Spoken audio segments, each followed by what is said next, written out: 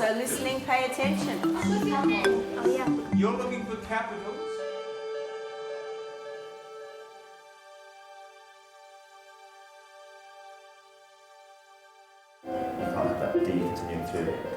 Patrick Martin is a newly qualified teacher at Chiswick Community School in West London. As a music teacher, he finds the practical aspects very difficult to control and has asked teaching consultant John Bayley for help with both his Year 9 groups. What we're going to be looking at today is composing a bass line for a chord sequence that you're going to be given. And we're going to be sort of developing that in various ways in today's lesson. Can I have absolute attention, please? Andre. Thank you. Faisal. We're starting a new topic today, which is on sequencing and developing your sequencing skills, Helena, using Cubasis. Now, unfortunately, we've got a problem today, which is that the keyboards that we normally have in this room are being repaired at the moment so that we can have really good, smooth lessons on them from next week onwards, but they're still at the repair shop now. So this task, which will sort of get us warmed up, will help us to revise some keyboard skills, and we'll start us thinking about bass lines, which we're going to be using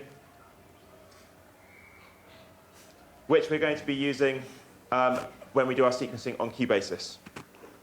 How do you feel about the beginning of the lesson? Can you sit up, please?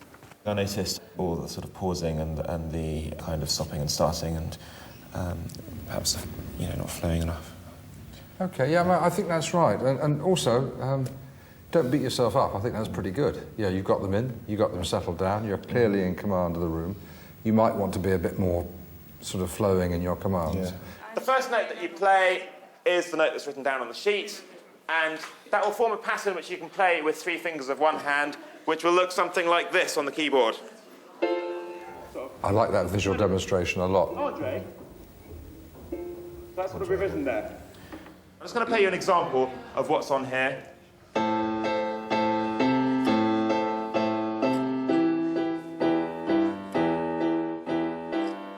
You see some of that wriggling and stuff that's going on in Boyland down there.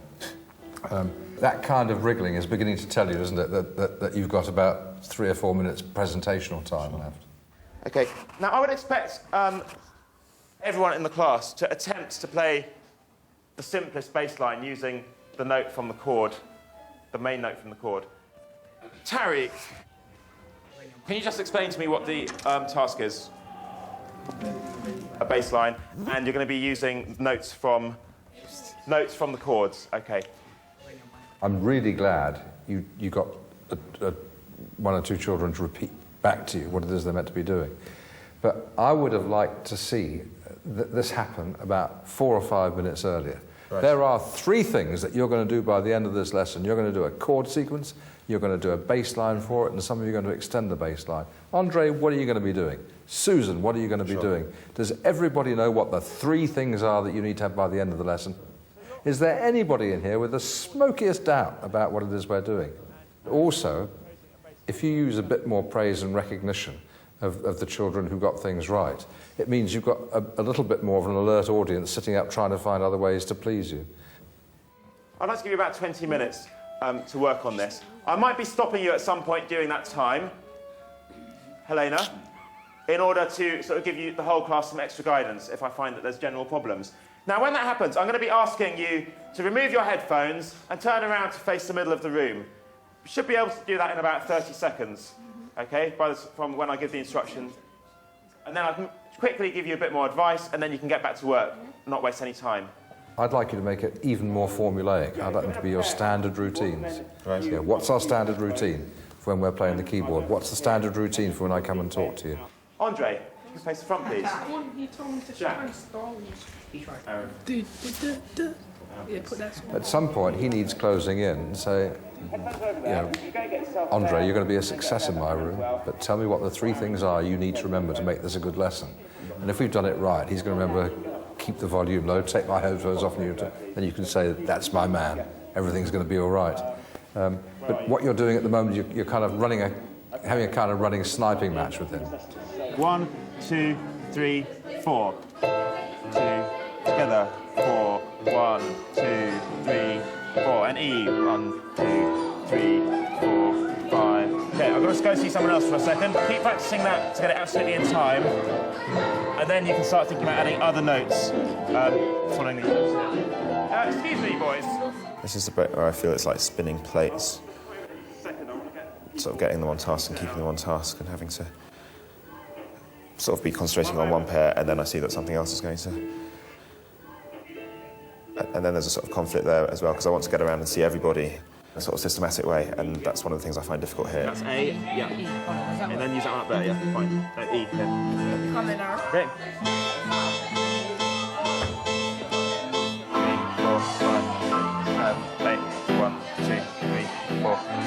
Then what you can try and do is play that in one hand and do the bass line here, which is just a single note with the same notes in the other hand. Like that. That could be maybe what you can get up to by the end of the lesson. Okay. Andre. No, he needs to be getting out of your seat. If he's got a problem, he can put his hand up. So I'll come around and help. Right. Yeah. What do I have to do? Right. You.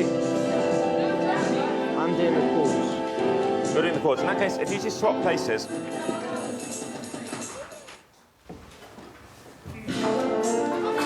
Right. Andre, had about enough of you. Can you go outside, please? Because we're going to start. Outside, please, Andre.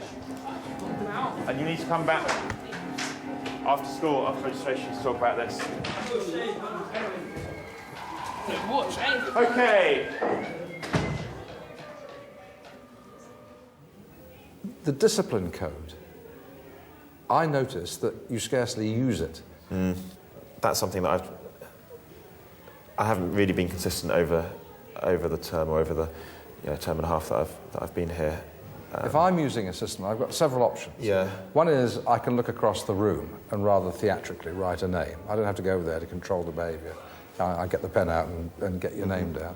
Secondly, I can move into you quietly and I can say, Loggins, I've had to write your name down.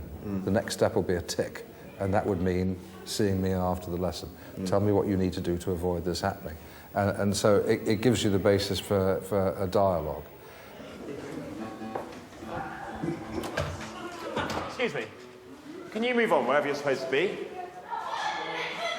I'm going to have you coming back inside, but just standing by the door. I'm going to have you coming back inside, please. We often do in departments, rather than put children out, is we'll freeze them in a colleague's room, or a colleague can put a child in our room. Yeah. If you know you're going to have X this afternoon, they sometimes kick off, then you say to your colleague, if it comes to it, you might be getting a visit from X about 20 minutes after the lesson starts. Sure. And so you're sitting in the room there confident, you've got a strategy. Yeah. You're trying to stop it from happening, but if it does have to happen, then you can just lean across and say, I think you need to go to Mr. So-and-so's room. Yeah. I mean, I'm pretty sure, that support will be there, because my head of department is very good in that way. But I think I'm just a bit shy in asking for it. If because you've got tough classes, there's a problem going on, it's not just your problem. Yeah. It belongs to the department, it belongs to the pastoral team, it's everybody's problem.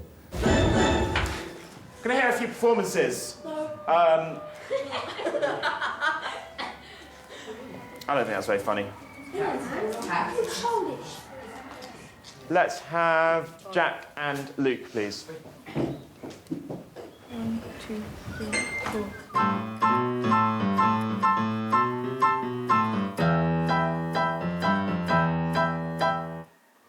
Okay, thank you, very good. Can someone tell me, please? There's a lot of children who want to applaud, you don't encourage that, do you? Okay, who was playing what in that? Or what was I didn't you this playing? lesson, no. I guess no, I don't think I generally do. Maybe I'm worried that it's going to sort of then result in a lot of general noise, which then needs to be... Yeah, you don't have to do it all the time.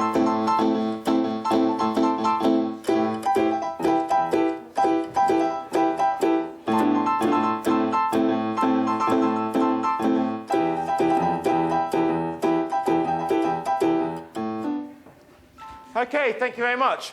Okay, another reasonably effective performance. Can someone please... Okay, now you've performed, can you turn that off, please? Turn your chairs back around. I don't necessarily believe myself when I'm seeing myself praising when I do it. it seems quite a bit low-key, a bit like I'm moving on to the next thing, or something like that, just brushing over it.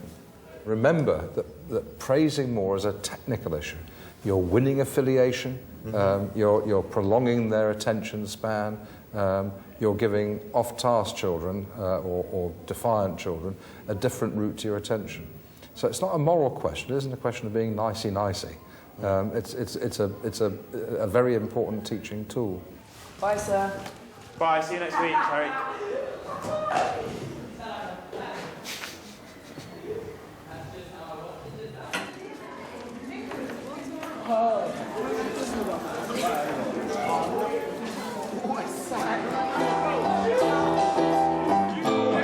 Let me hear what you've done then.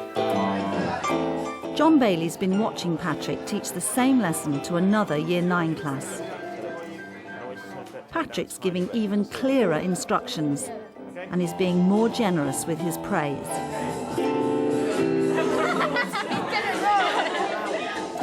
So I'd like to hear now how far most of you have got. Now, for those of you who are playing, who are going to perform now, it's an opportunity to perform to the whole class. For the rest of you, Charlotte, when another person is playing, I'd like you to make sure you're really listening to them. And what I'd like you to listen out for is what are the 2 or 3 people in the group playing?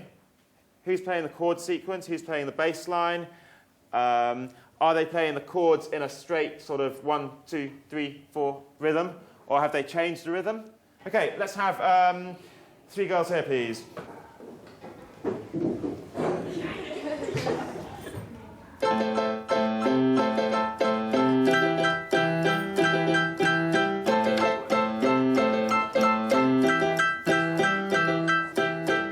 Okay, thank you.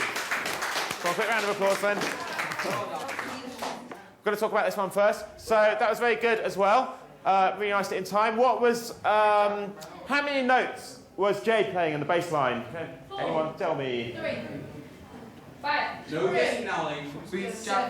All right, Shannon, your first guess, 4, was correct. There were 2 notes that you were playing on the A chord, the A and the C, and 2 notes that you were playing on the E chord, the E and the G. And that was very good. You could add more notes later on, perhaps, if you wanted to. What you'll also be able to do next week, actually, is add sort of drum beats and stuff, insert sort of pre-recorded drum loops and turn it into a sort of piece of dance music or something like that.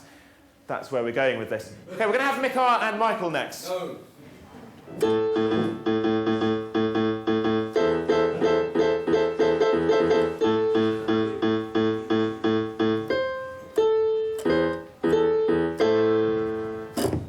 Okay, thank you. I like what you did there because I could see that you're wanting to jazz it up, you're wanting to do your own thing there, and you'll find that a lot easier when we have Cubases and you can record things like that in, sort of copy them, paste them around, and come up with your own piece. And I think that's going to be really good. You've got the chord sequence there, you've got the bass line, you're trying different rhythms. That's all good stuff. Okay, tuck your chairs underneath, please. Stand behind them. Thank you, Eddie. See you next week. Well done. Really good today.